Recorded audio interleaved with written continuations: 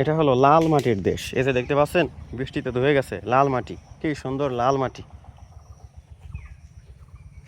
আমি একটু নিচে যাই, এখানে গরুগুলোকে বেঁধে দেওয়া হয়েছে ঘাস খাওয়ার জন্য। আসসালামু আলাইকুম আঙ্কেল, আপনি ভালো আছেন? এই জায়গার নাম কি আঙ্কেল? এখানে এই কত দূর পর্যন্ত এরকম আমের বাগান আছে? মানে পুরো মাঠ জুড়ে খালি আম আর আম। ওদিকে এরা মনে হয় মেইন রোড, তাই না? রোড, গাড়ির রাস্তা। হ্যাঁ, ওই রাস্তাটাও তো। আপনি কি ছোটবেলা থেকে মনে হয় দেখেছেন যে এরকমই আম, মানে অনেক যুগের পর যুগ মনে হয় এভাবে আম চাষ হয়, তাই না? না, নতুন জ্ঞান বুদ্ধি হয়ে এলে ফাঁকা আবাদি ছিল, সব অনাবাদি ছিল। এখানে কোনো শস্য হইতো নাকি আগে?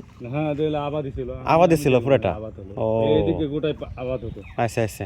এই 10-12 বছরের মধ্যে। হ্যাঁ, তাতে মানে আমই মনে হয় লাভ বেশি হয়, তাই না? অনেক লাভ যদি ধরে আর কি। সব বছর কি আম ধরেই পাবে? হ্যাঁ, ধরে। এগুলো কি আম, ফজলি আম নাকি এটা? অনেক সুন্দর। এটা উঠতে মনে হয় আরো 15 দিন লাগবে, তাই না? একেবারে লাস্টে।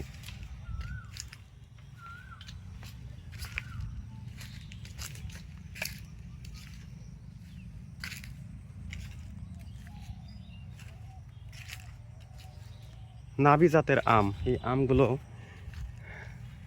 গৃহস্থের ঘরে ঘরে পৌঁছাবে অনেক লেটে। ততদিনে অন্য অন্য আমগুলো মার্কেটকে সয়লাভ করে দিবে।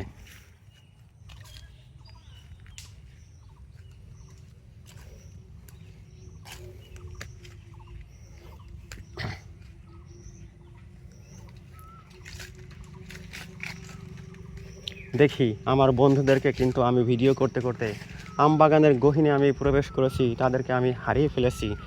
আমিও এখন এই মুক্তাঙ্গনে বিচরণকারী, যেন কোনো এক আম চাষি, আম পর্যবেক্ষণকারী। কিন্তু না, আমাকেও এখান থেকে বিদায় নিতে হবে, আমার বন্ধুদের খোঁজ করতে হবে। তাদের সাথে আমি যেখানে যাচ্ছি সেখানে যাওয়ার উদ্দেশ্যে গাড়িতে উঠতে হবে। মূলত আমরা নিতপুর কেন্দ্রীয় জামে মসজিদ এবং হজরত বালা শাহ রহমতুল্লাহ আলাইহি সাহেবের মাজার শরীফের ওদিকে যাচ্ছি। আজকে পবিত্র শুক্রবার, আর সেই যাত্রাপথে আমরা এখানে এসেছিলাম, এই আম বাগান দেখে গেলাম। এখন চলে যাব বন্ধুদেরকে খোঁজ করে। আর এই যে দেখুন, আম শুধু মানুষে খায় না, আম কিন্তু পাখিতে খায়। সব আম, এই যে পাখিতে আম খেয়েছে। এই সাইডটা কিন্তু রয়ে গেছে। কি ঘিরান রে বাবা, কি ঘিরান! ঘিরানেই আমি মুগ্ধ হয়ে যাই, আমার খাওয়া লাগে না। কি সুন্দর ঘিরান! যাই হোক বন্ধুরা, আমি এখন আমার বন্ধুদেরকে খোঁজ করে গাড়িতে উঠব। আপনারা এই আম বাগানে যদি ভ্রমণ করতে চান, আম খেতে চান, আসবেন। এটা হলো পোরশা উপজেলা, জেলা মান্দা, জেলা নওগাঁ।